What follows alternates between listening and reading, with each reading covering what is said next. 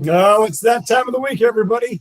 Thank you very much for joining us for another episode of Cowboys Overtime here on StarTelegram.com. I am Fort Worth Star Telegram columnist Mac Engel. He's Mr. Clarence E. Hill Jr., knower of all things Dallas Cowboys, defender of all things Texas Longhorns.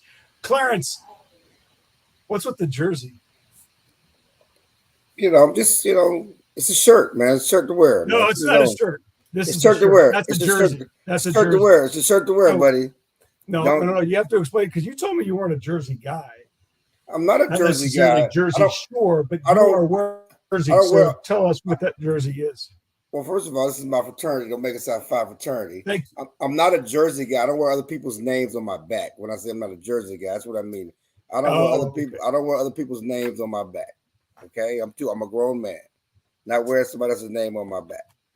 That's just but I think we talked about it. If you had to, it would be a legend. It certainly wouldn't be a current player. Right. So which legend would you pick? Like Earl Campbell or Earl Campbell, Tony Dorsett, Barry Bonds, somebody like that. Some Gary great Hogaboom. Gary Hogaboom. Not Hogaboom. Some Hall of Famer like Barry Bonds. Oh wait, he's not in there yet. No, he's not in there. I don't think he's going to make it. Clarence, I don't know if you knew this or not. Dallas Cowboys are 2-0. Kenny, bring up that first slide for us if you can. Dallas Cowboys are 2-0. Should we buy Super Bowl tickets? Now, before we get into this discussion, Clarence, after the Cowboys throttled the Aaron Rodgers-less New York Jets 30-10 on Sunday at Jerry World, I looked this up. To drive to Vegas, how long do you think it would take to drive to Vegas from DFW? It's 8 hours to El Paso? Yeah, but you're not going through El Paso. That's south. Okay, so, my bad. Sorry, you'd be going through probably Albuquerque. Okay. I'm thinking 15 hours. Close. So it says about 17 or 17 and a half hours. Now, my contention is that if it's just dudes in the car, you can probably make it between 15 and a half because you're just driving in the desert. You can go really fast. You could probably make it to 15 and a half to 16 hours. You got to hustle. Why are we driving to Vegas? Who's driving? Have you seen the flight? Dude, have you seen how much it costs to fly these days? Like, I'm flying to Iowa to go to the Iowa State TCU game. You don't even want to know. Why? Because our colleague Steven Johnson's going to be in a wedding, and I've got to cover the TCU Iowa State game. Totally valid question, by the way. So the first weekend in February, which is when the Super Bowl is, flights are about $200. Now, you got to buy them right now. Flights are about $200. Hotels, what would you guess hotels are right now? Right now, somewhere on the Strip. In Vegas, I think they're $500. Bingo. Regularly, they're $500. How about that little Price is Right action? Now, here's where they're really going to get you. How much you think a ticket is to the game right now? Face value of about $2,000. So I don't. This is what I've seen, and I trust your opinion. Face value is $2,000. They're estimating right now. Secondary market. This will be the first Super Bowl ever held in Las Vegas. The secondary market price for a ticket to the Super Bowl will be $9,000. Not surprising. That's insane. Clarence, should we, you and me, and as a staff, start planning for the Cowboys' arrival in Vegas for the Super Bowl after this beautiful 2-0 start? Well, since, I love to start Telegram, and our editors are always ahead of the schedule. And, I hope our boss is listening. I got an email from our boss yesterday. Wanted to know if the Cowboys are going to be in Europe next year because we're trying to do the budget for 2024. Now, do you think we're going to be in Europe next year? And I'm like, y'all should be making plans for budgeting for Vegas, baby. Make the budget for Vegas, budget for the whole staff to be all hands on deck for Vegas. It's funny because back in the 90s, the Morning News would send 30 people to Vegas, just news, editors, photographers. What do we have on the staff to start telling right now? That 20, 30? Entire staff? 37, yeah, let's 30 just to 40. We should all go. The Just like a whole giant staff, party. all 30 of us, let's just pick up and go right to But, Vegas, okay? You know, it's funny. Like, I don't think we had a staff Editors, meeting. the news Yep, guys. everybody. everybody's Well, I gonna can't be- decide like what's going to be bigger. We had Taylor Swift that came to town back in March, April, and that turned out to be this massive thing that we kind of anticipated, but not like that. And now Beyonce's coming. When is she coming to AT&T Stadium? Is it This Thursday. Thursday night. We're planning all this stuff around coverage of Beyonce, and I'm like, really? I couldn't. I did the Metallica show a couple weeks ago. There were more people, Clarence, for Metallica. They did 2 shows, Friday, Sunday. There were more people at Metallica than there were for Taylor Swift. Now, that has everything to do with the way the stage was configured. But I'm like looking at some of these shows, like when they're big, you can't cover it enough. So we're sitting there talking about how are we gonna cover the Beyonce show. This is like the Super Bowl on crack. Now I'm not going, and I hope you get to go. I know you wanted to go. Whatever. Listen, my daughter told me she would disown me if I went. I'm never talking to you again. Because she wants Which to go one? so Which bad. daughter? Which daughter? My daughter Rice. She said, if you go, that's gonna be a problem. Why not go? Huh? You're gonna go, right? She said, well, I don't know. If I'm gonna go for work. I'm not going for, I'm not buying a ticket just to go. I'm going if I can cover it. And we may have already have our coverage team set. But she said, because I told her I may go try and do a concert review and try to go. She said, if you go, I would never speak to you again. I would never speak because she is a Beyonce fanatic and she wants to go, and I'm not paying $500 to $1,000 for tickets. I've been looking at tickets trying to see if I could get her to go, but like there's some $200 tickets at AT&T Stadium, like in 400 section. I just don't know if I would want to do that.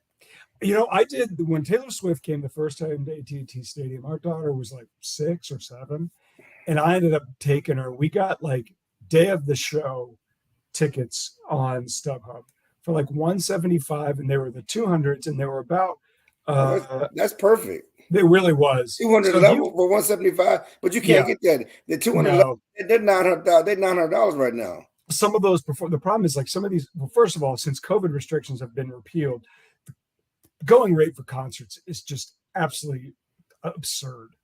Like I can't. I'm looking at these. I'm like, good God, this is crazy how much these are. People are paying them. But like the 200s, the 200 section is kind of worth it. 400s, I don't know. You're way up there. And I've heard from people who did it, like it's kind of fun and it's neat, but you're really watching the video boards.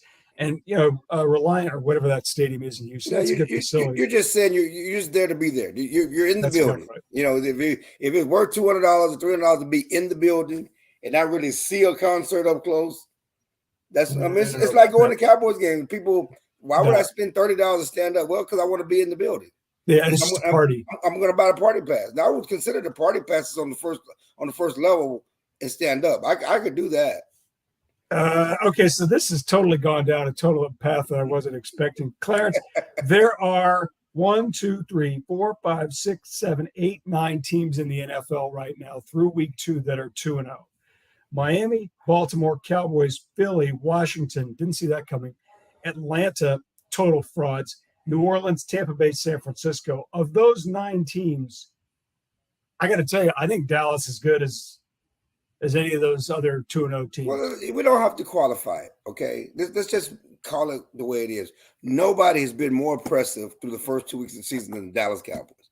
I was looking at Pro Football Focus. San Francisco looks pretty good, brother. I didn't say they didn't look good. See, I said nobody has been more impressive through the first 2 weeks. That's different semantics. Nobody's been more, and I'm not saying the Cowboys better than 49ers, but nobody's been more impressive than in their 2 wins. They're 70 and 10, a plus 50, or whatever that is. What's that? Plus 60, plus 70 and 10. You in math.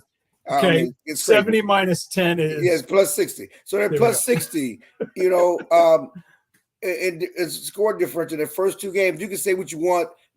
The Jets didn't have their quarterback.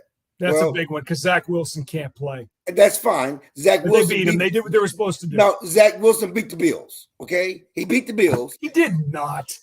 Oh, That defense beat Josh Allen turned the ball over 70 times. Exactly. So let me finish my Punt point. Returner, You're right. All of that. All of that's true. So that defense, which is considered one of the top 5 defensive leagues, the Cowboys went up and down the field on that defense.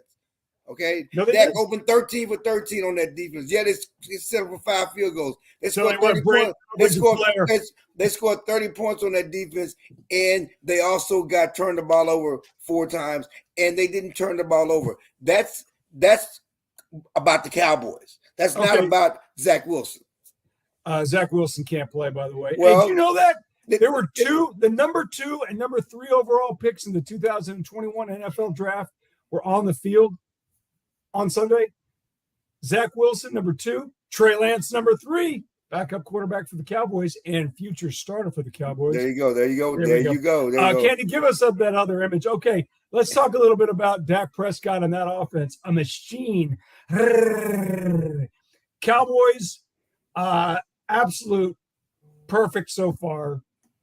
No turnovers versus the Jets.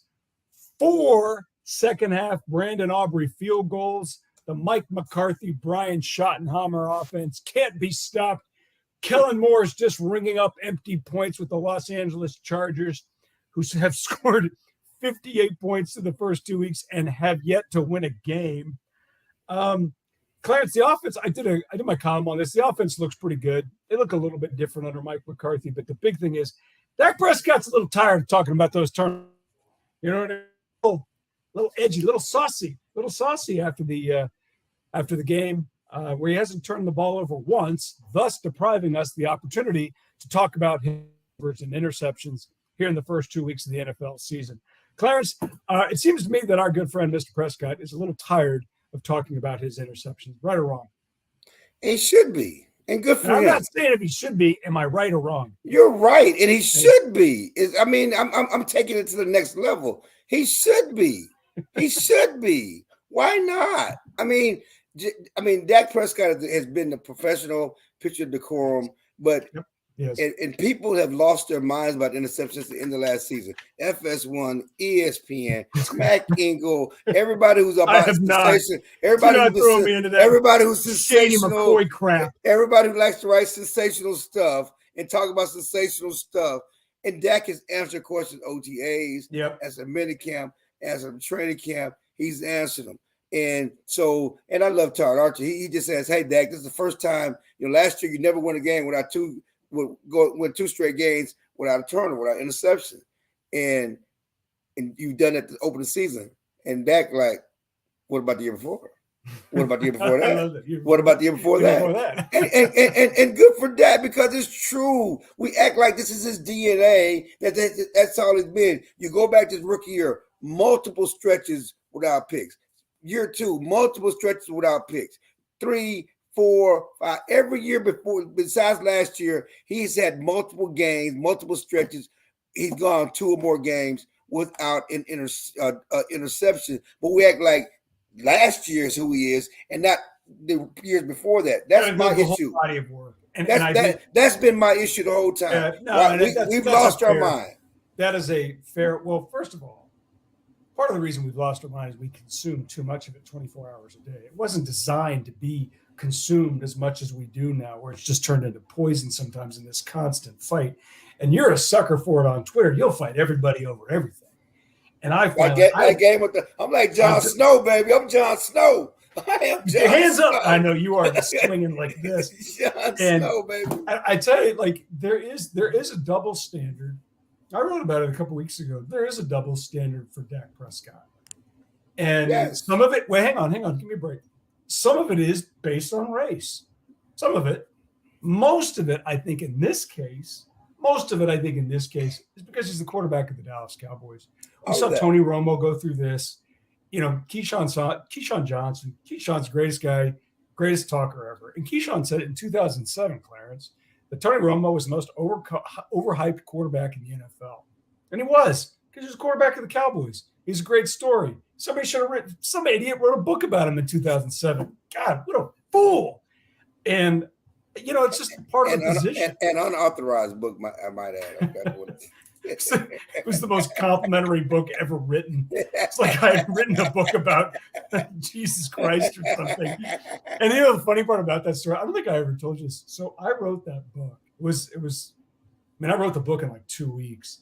And I wasn't paid very much, but I was all excited about it. I wrote about it, and Tony was really nice about it. In fact, I remember I told Tony at the locker, I said, "Do you want a couple copies of it? Can I get you some?" Because he was very complimentary about it. And he's like, "No." It's like, sell some, make some money from it. I wasn't making very much from it. It really was a few $1,000s. It wasn't much. But the one who had a real problem with it was his mom. Yeah, I'm sure. Well, because the whole thing was like, oh, Tony's amazing. He's been quarterback of the Cowboys. What a great, and all of it was true. It's a great story. But his mom was one of had the big problem with it. She thought I was profiting on his son. Meanwhile, his son's like, yeah, make some money off of it. I always appreciated Tony for that. But when it comes to Dak's going through that same Cowboys car wash, which is, you're the Cowboys, and we're going to talk about you a lot. But the benefit is we're going to talk about you so much, you're going to be really, really famous, and you are going to make a ton of money because of that. And it works both ways. And I don't blame Dak. And the guy's been such a pro since he walked in the door. Nice guy, really patient, but I don't blame him. And at the same time, we are getting to that point in his career where he's going to have to do a little bit more in the playoffs. And we're not there. They're on a good team. He's a good quarterback. I think we have held him to a different standard because he's got the star on his helmet, which is not the same as the Bengals stripes. Josh Allen. Or your boy Joe Burrow. I mean, seriously, he signs that big contract. He looked bad the first 2 weeks, and no one said a word. No one's out of head. I'm talking about the first take, and I know, but it's because he's in Cincinnati, Clarence. Okay, that's fine. He was the highest paid quarterback in football. I totally agree. And you know what? All of these guys are the highest paid quarterback in football when the contract time comes up. Dak was. Josh Allen will be. Kirk Cousins was. They all are. Oh, my God. We've gone on forever. Cowboys offense is amazing. We got to take a break. Candy, let's go to a break from our good friends at Window Nation. Window Nation, the star of window replacement and proud partner of the Dallas Cowboys, can help you fill the house this season with savings. Buy 2 windows, get 2 free, and make no payments and pay no interest until 2025. Fill your house for a customized authentic Dallas Cowboys jersey while supplies last. You could even help fill the Cowboys house and win tickets to a game. Visit windownation.com/Cowboys now for details. Call 866-95-NATION. Window Nation, proud partner of the Dallas Cowboys. Thank you very much, Window Nation. We love you, Window Nation. All right, we've talked glowingly about the Cowboys offense, which has been pretty good. Pretty good. Not great, but pretty good through weeks 1 and 2 as Mike McCarthy is the primary play caller. But what has been phenomenal in these first 2 weeks as the Dallas Cowboys swept all of New York against the Giants and the Jets has been a defense that has been outstanding. Candy, there we go. Micah Parsons should be in MVP talk. Last night during Monday Night Football, the Steelers game against the Cleveland Browns, former Arizona Cardinals and Houston Texans defensive end said TJ Watt is the best defensive player in the NFL. Who said that? Right. TJ Watt's brother, JJ Watt, said that. To which I said, you know what? I think number 11 with the Dallas Cowboys should be in that consideration. Micah Parsons, absolute monster. Doesn't lead the team in sacks. Osa leads the team. Odigizua. Say again? Odigizua. Very good. Odigizua. Odigizua. Odigizua. Got it. You got it. There you go. Got it. Okay. So the Cowboys lead the NFL in yards per game allowed, 193. That's amazing. They are +7 in turnovers. It's 2 weeks through the season. Micah Parsons looks phenomenal. I don't know how anybody's blocking this guy. He looks so good right now. Clarence, Micah Parsons, MVP or defensive MVP? Well, first of all, that's a column for me or you, and I think I'm going to write it. I'm going to take that because you like those big picture sensational columns. I'm writing about Deion. Hey, okay. I just want to know if Michael Parsons was Trump-like. But anyway, we'll get into that. But yeah, kind of. Okay, so clearly he's a candidate for Defensive Player of the Year. I mean, he's been the runner-up the past 2 years.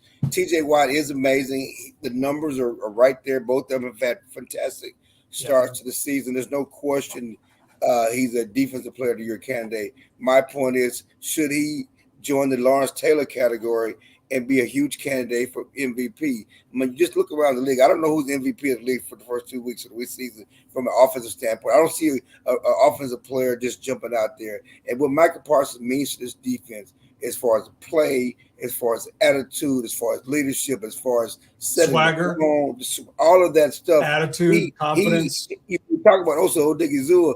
The reason he's leading the league team in sacks is because of Micah Parsons. He's getting double team, triple team, and it opens things up for the other guys. And again, when we talk about the Cowboys getting to the Super Bowl, it's because of the defense. Everybody loses their mind. Well, can Dak lead them? The question is, can Micah and this defense lead them? Because that's what the Cowboys are banking on. This defense is the best part of this team. Micah Parsons is the best player. He is the tone setter for this team with his attitude and his play. And as Dan Quinn told us yesterday, as great as he was the first 2 years, he's even better now. Oh, he is. He looks fun. And you know what? I meant to say this to you when I saw you at the Cowboys game on Sunday. You put on social media. I don't get starstruck anymore because I've done this job long enough. You're in the same way. You meet they're just people and they're guys. And yeah, they've been kissed by fame and that changes them. There was a guy you met last week. You put it on social media, and I was so jealous. I was so jealous because I was such a fan of this guy as a kid, and I've never met him. I've always wanted to meet him, and that's Lawrence Taylor. I loved Lawrence Taylor when I was a kid. He was just the best. I love that Giants team under Bill. I don't know why they resonated with me, and I loved him. Let me tell you, go ahead. It was a great. Well, I was I'm cool with Eric Dickerson, and I was at a Charles Haley event. Charity event, which Charles Haley brings everybody. I'm gonna tell you, you can say what you want about Charles Haley. People come for Charles Haley. All these Hall of Famers, they came for Charles Haley's charity event. And they, Lawrence Taylor, I'm talking about Joe Green, everybody, all these Hall of Famers, Marcus Allen's there. People come, probably because Charles,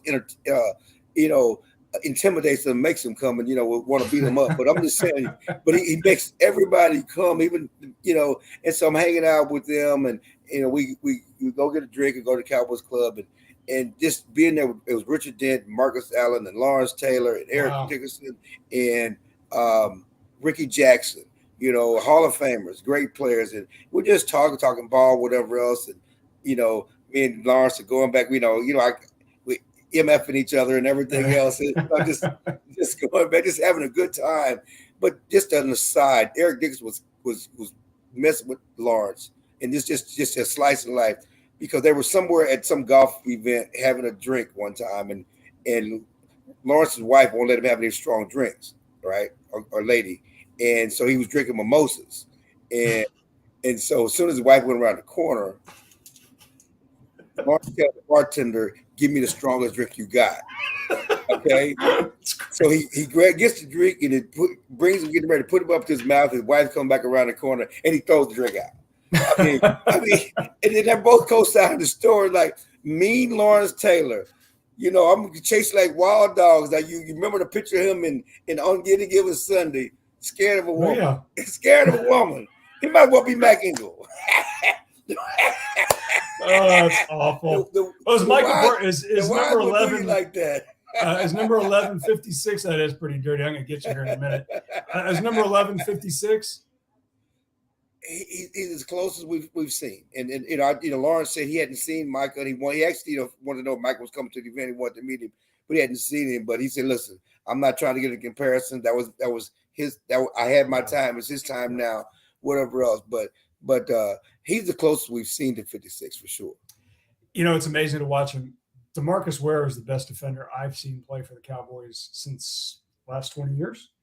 And they've had some pretty good ones. I'm a homer for Terrence Newman. Terrence Newman was a great pro for a long, long time. Probably not a Hall of Famer, but a really, really good player. But DeMarcus Ware to me was obviously the best one. And when I watched Micah Parsons the other day against the Jets, and I know Zach Wilson was overwhelmed. He's just everywhere, and he's just in that prime window of his career.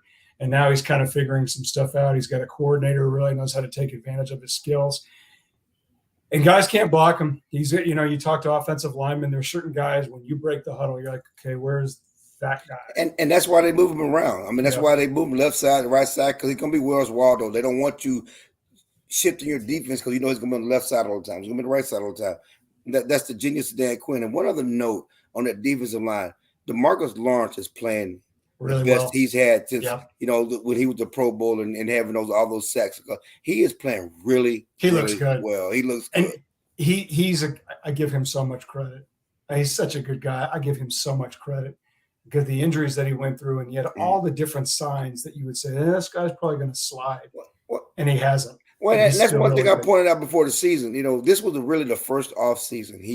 I think you made fun of me about that. Everybody's healthy in the off season. Well, this was really the first off season, though. He didn't have to rehab anything. He wasn't coming off surgery. He had the first full off season where he wasn't recovering from an injury. He could just train and be healthy, and I think that's made a difference.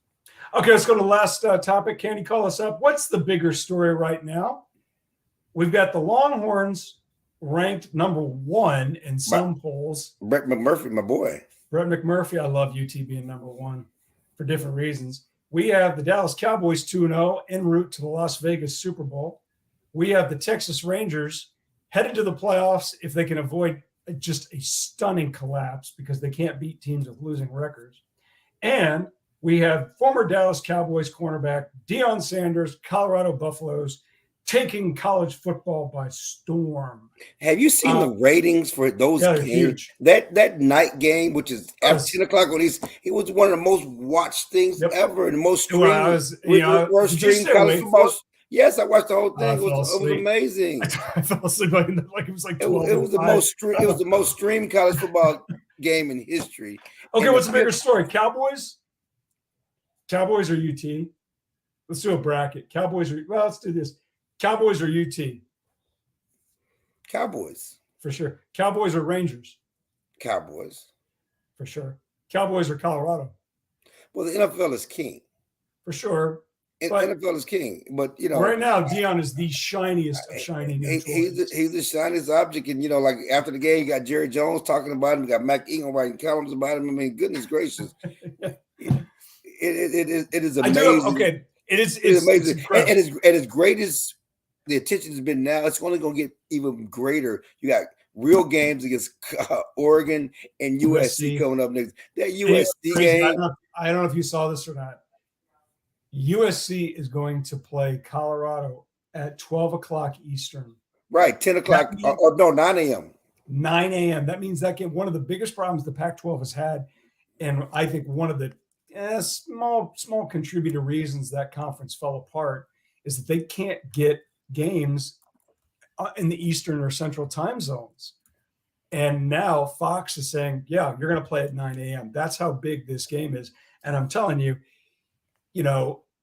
this will not last forever. Nothing does. But clearly the biggest winner right now, it's Colorado for sure. Certainly it's Deion for sure. The Big 12 is the biggest winner. I mean, the fact that they got Colorado, which is the hottest brand in college sports, is by far and away. I mean, that's going to say, but he's got to stay there, and who knows how. Well, yeah, because it's funny because Matt Mosley tweeted, the Big 12's trading out Texas for Colorado. That's a win for the Big 12. And I was like, okay, you got too much dip on your chip. It's certainly Colorado is a hot story right now. Yeah. But these are 10-year, 100-year decisions. Yeah. And if Deion doesn't stay, even then. Yeah, but Clarence, I mean, that's a 10-year decision for Deion. Texas is bulletproof. There's like 30 to 35 schools that are bulletproof, and they're Teflon, and they're going to be fine. They're the ones running college football. Yeah, no, Colorado. I was just meaning for the Big 12 is like what's best for the Big 12 to have Texas long term and Colorado long term. Oh, it's best to have Texas. That's no the doubt. question. No that's doubt. But I mean, the fact that when we look at the Big 12, if you look at what's coming in, they really hit a home run. Forget the Arizona schools. The fact that they've got Utah, Connor Whittingham's done a phenomenal job. And BYU coming in, that looks pretty good. But Colorado, I mean, when I was, a buddy of mine mentioned this in the 90s, I remember this. Colorado was the hot team, and we romanticized the mountains, and it was interesting. And God, that brand just fell into just the depths of oblivion, to what they were. They recruited Texas. They recruited Texas well. I mean, they recruited Houston well, and they used to get a lot of kids out of Houston. Andre Gerard went to Colorado. Right. There's tons of guys. Yeah, there's tons of guys. And so Deion wanted to be in the Big 12, wanted to be able to recruit back in Texas like that, and I think that was part of because Colorado was when he got there, they started making overtures to Texas. I mean, to the Big 12 by coming in. Well, they did. So if you had to sit there, and I would say right now, obviously the NFL is king, the Cowboys are king, and that's great. But for right now, no one. I'll go so far as to say this season, whatever Texas does, whatever Georgia does, whatever USC does, name me the top college football teams, whatever they are. No one has won the season like Colorado. No. I was talking to my daughter in DC last night, and she's not as much as I cover football, not a football fan, don't watch no Cowboy games, don't watch anything. She doesn't? No, she's not a huge football fan. And she called me last night, and she was talking about, Dad, I've been watching Colorado all year. I mean, seriously, I watched every game. She's been watching Colorado, and she's on the East Coast, and she watched the game all night. The late night start, and she doesn't watch football. She doesn't even watch her own college team play. Well, the thing that you talked about it last week, we talked about it, and I think you mentioned on social media, you're not the only ones to do it, is that what we've seen, the Dion effect is, multi-directional, right?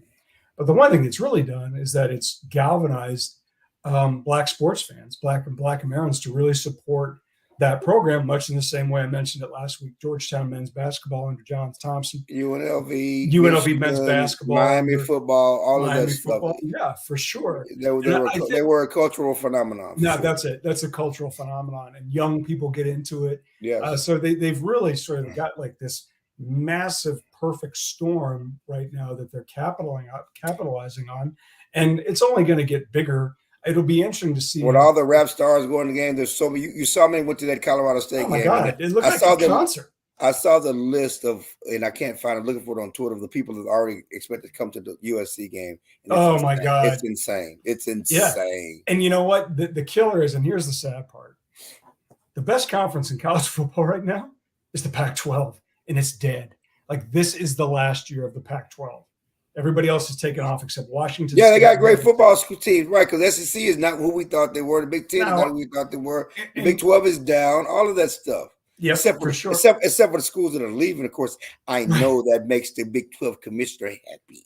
Well, so the one thing that you mentioned the Big 12 commissioner, because we've seen increased rapid consolidation of assets, so to speak, by the SEC, by the Big Ten.